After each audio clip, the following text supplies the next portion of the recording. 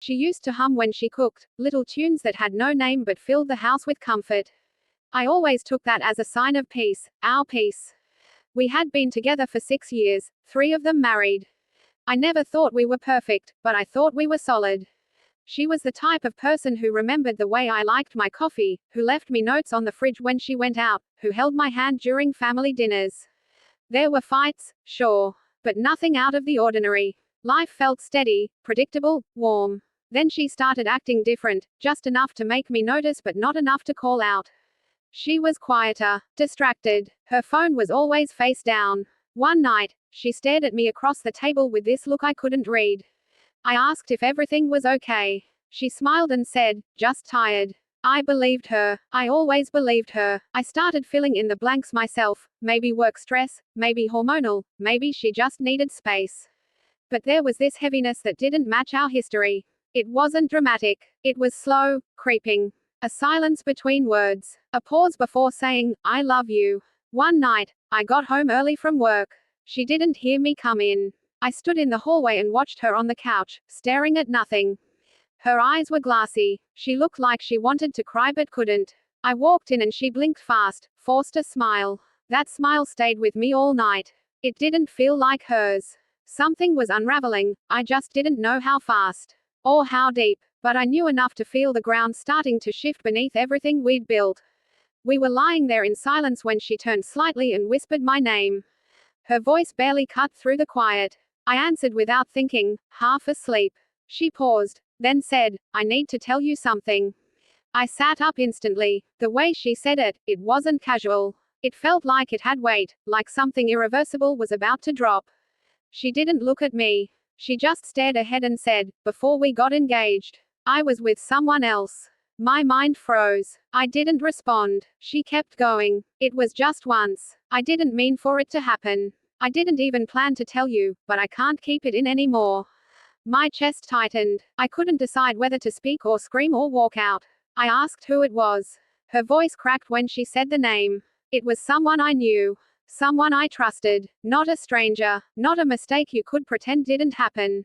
That made it worse. That made it real. My thoughts scattered, crashing into each other. I tried to make sense of the timeline. We were already serious back then. I was planning our future. She was destroying it in secret. She said it meant nothing, that she was scared, confused, unsure.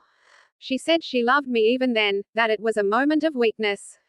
I didn't respond. I couldn't. It felt like someone had unplugged me from reality. My mind couldn't catch up with my heartbeat. Her voice faded into the background as she explained more, but none of it registered.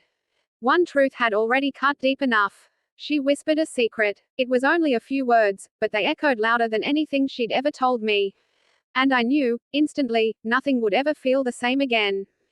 The days that followed felt hollow. I moved through them like a shell. She tried to talk, tried to explain again, but I wasn't interested in words anymore. I needed silence to think, to breathe, to not explode. I started sleeping in the guest room. I didn't touch her, didn't ask her if she was okay, didn't care if she ate. My world had been cracked open by a truth that refused to stop echoing. I couldn't stop replaying memories. Our engagement party, the way she cried when I proposed, how she hugged me like I was her whole world. All of that felt contaminated now. It was like watching a movie you loved only to learn the ending was fake. I wanted to hate her, but hate requires energy. I was too numb for that. I reached out to the one person I shouldn't have, the man she mentioned. I needed to hear it from him. I needed to see if he'd lie to my face. He didn't. He looked sorry, but not enough. No tears, no remorse. Just a weak apology, like bumping into someone at the store. I walked away before I did something I'd regret. I began questioning everything. Did she ever really love me, or just the idea of stability? Was I a backup plan after her mistake? I watched her move around the house like nothing had happened, folding laundry, cooking dinner, pretending. Or maybe surviving. But I couldn't. I was stuck. Every time I looked at her, I saw the version of her that cheated, that hid, that whispered confessions too late to matter. She said it was one night, but to me, it was every night we spent together afterward. That night had infected all of it. I wasn't angry. I was grieving the version of my life that never actually existed. Weeks passed, and the silence between us grew louder. She stopped trying to fix it. Maybe she realized some things don't get fixed. One evening, she asked if we could talk, really talk. I agreed, not because I wanted to reconcile, but because I needed to close the loop inside me that kept spinning. She said she never stopped loving me, not before, not after. She said it again, that it was a mistake, a moment she never meant to define us. But it did. I told her I believed she was sorry. I just didn't believe we could come back from it. Something fundamental had broken. I didn't yell. I didn't cry. I just told her the truth I'd been carrying. I loved her, but love wasn't enough anymore. Not after trust had been traded for secrecy. She whispered, I wish I never told you. I looked at her, really looked, and said, that's the only part of this that wasn't a lie. That landed heavier than I thought it would. She turned away. I knew she was trying not to break down. I didn't feel triumphant. I just felt empty. I started packing that night. Not because I hated her, but because staying would mean pretending.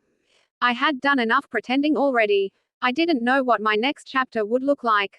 I just knew I couldn't keep rereading the same ruined pages. Before I walked out, she asked if I'd ever forgive her.